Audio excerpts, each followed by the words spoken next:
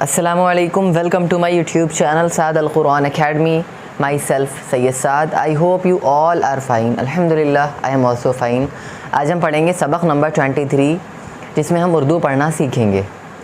تو آگے بڑھنے سے پہلے میں آپ سے کہنا چاہوں گا اگر آپ حافظ قرآن بننا چاہتے ہیں تو آپ مجھ سے کانٹیکٹ کر سکتے ہیں کیونکہ میں واٹس ایپ پہ ویڈیو کال اور وائس کال کے تھرو پڑھاتا ہوں. اور یہ ویڈیوز آپ اپنے بچوں کو ضرور دکھائیے گا تاکہ وہ اسلام کی جو بیسک نالج ہے وہ سیکھ سکیں. تو چلیے سٹارٹ کرتے ہیں. بسم اللہ الرحمن الرحیم.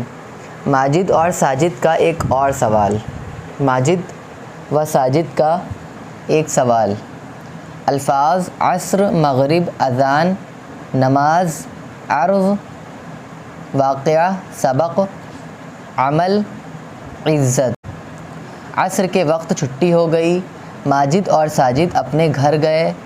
جیسے ہی گھر میں پہنچے سب کو سلام کیا، اپنی کتاب الماری میں رکھی اور کھیلنے کی تیاری کرنے لگے.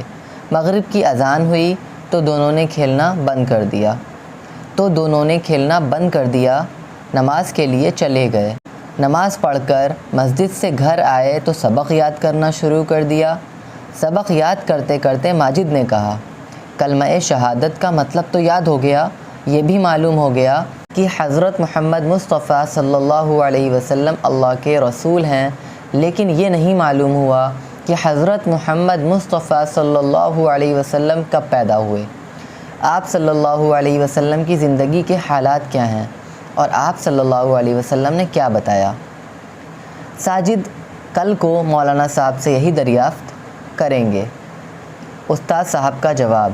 آج ماجد اور ساجد مکتب میں آئے، سبق سنایا، پھر حضرت استاد صاحب سے عرض کیا، مولانا کلمہ توحید اور کلمہ شہادت میں محمد رسول اللہ صلی اللہ علیہ وسلم کا ذکر آیا ہے اور ہم نے یہ اقرار کیا ہے کہ حضرت محمد مصطفیٰ صلی اللہ علیہ وسلم اللہ کے رسول ہیں، لیکن ہمیں حضرت محمد مصطفیٰ صلی اللہ علیہ وسلم کے حالات معلوم نہیں.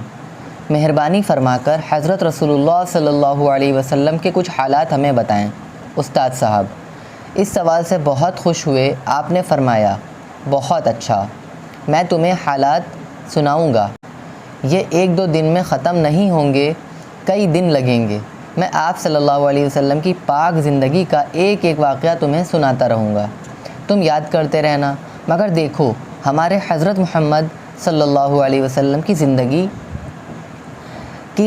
کا ہر ایک واقعہ عمل کرنے کے لیے ایک سبق ہے.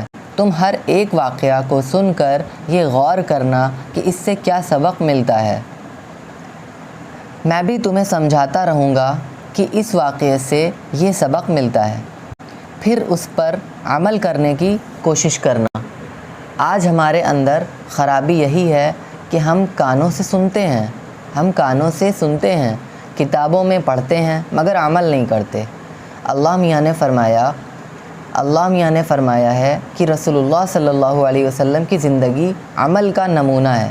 آج اگر ہم اس پاک نمونے پر عمل کریں تو ہماری ساری خرابیاں اور کمزوریاں دور ہو جائیں اور ہم دنیا میں بھی عزت سے رہیں اور اللہ میاں کے یہاں بھی ہماری عزت ہو.